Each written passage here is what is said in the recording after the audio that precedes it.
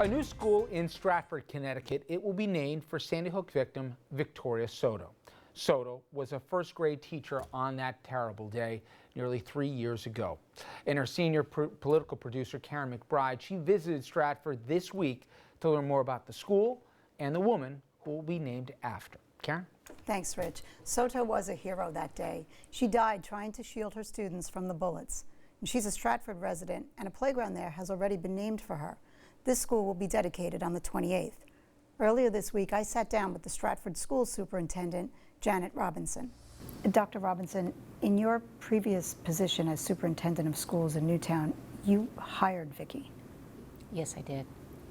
You've described Vicki as a very passionate first grade teacher. Talk about her. Well, I always am the final interviewer for anyone we hire, and so that I know my teachers. And some really stand out more than others. And Vicki stands out. I remember her well because she was so, extraordinarily excited to get the job. She says, "This is my dream. This is what I've always wanted to do." She was thrilled it was first grade. And her classroom, when I would visit Sandy Hook School, I would always make a point of kind of sticking my head in. And if I didn't, she would stick her head out as I go by in the hallway and say, "Come see what the kids are doing." So she's bubbly, enthusiastic, perfect first grade teacher. She just loved her kids. Talk about that fateful day, what Vicki did to protect her students. You know, sometimes after an incident, people will talk about heroism and you wonder if it really is real. It was real.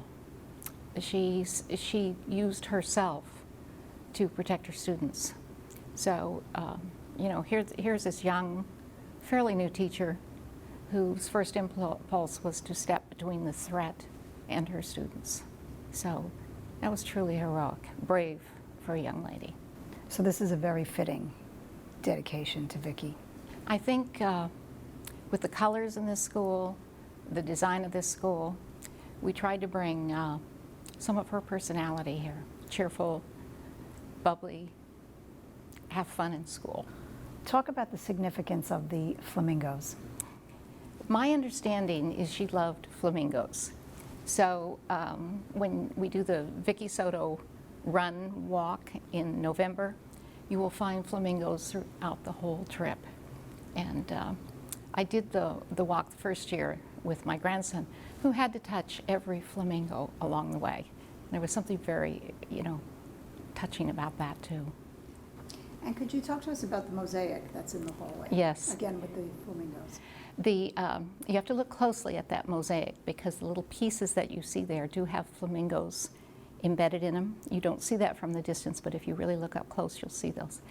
So that it's Vicki's mark. And knowing how she was, as we said, very passionate about school, what would she think of this dedication in her honor? Vicki had a very self-effacing way of dealing with things. She would feel honored, but probably a little embarrassed. Dr. Robinson, on December 13th of 2012, you accepted the position as superintendent of Stratford Schools, just a day before this horrific incident. Yes, ironically, I had verbally accepted the superintendency in Stratford on December 13th. It was to be announced on the following Monday at the Stratford Board of Education meeting. When December 14th occurred, when I had my wits about me, if I ever did, I said I had to renege and pull out of that. And the Stratford Board of Education was a class act. Their response was, "We understand and we'll wait for you. So come when you're ready." Dr. Robinson, how did the community begin to heal? I know you've said you never get over this, but how did the community start the healing process? Well, everybody is different, and everybody came into the situation with their own background experiences. Whatever it was they were on December 13th, they reacted differently to the events of December 14th. And for those children who experienced the horror and survived, we had so many things we needed to deal with. Fear of sounds, fear of strangers, fear of school. So much of the healing took place with lots of family support, lots of mental health support.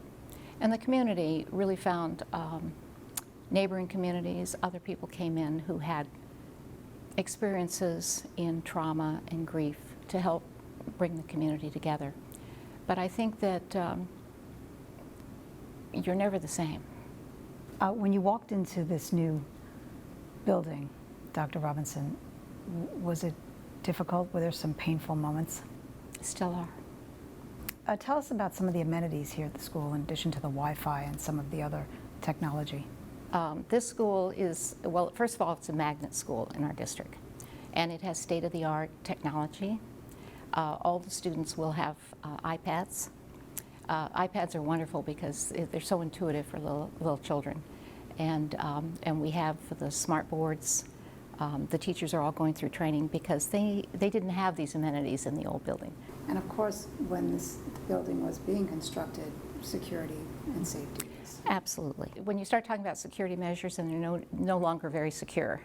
But I will speak to the fact that every state-of-the-art recommendation that we received on security was carefully examined to be integrated into this design.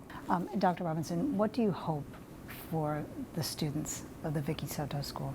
I hope for the children of the school that not only will this be a really strong academic program, because that's what Vicki would have wanted, but it also is going to be about the whole child. You know, emotionally supportive, be where they learn that whole sense of being kind and the social skills to really have empathy and caring about other people. We're going to continue following this story. Shortly, I'll be speaking to the Soto family and also to the father of one of the students who was killed. Amazing story, and just an amazing young woman. Great job, Caryn. Thank you. We'll be right back.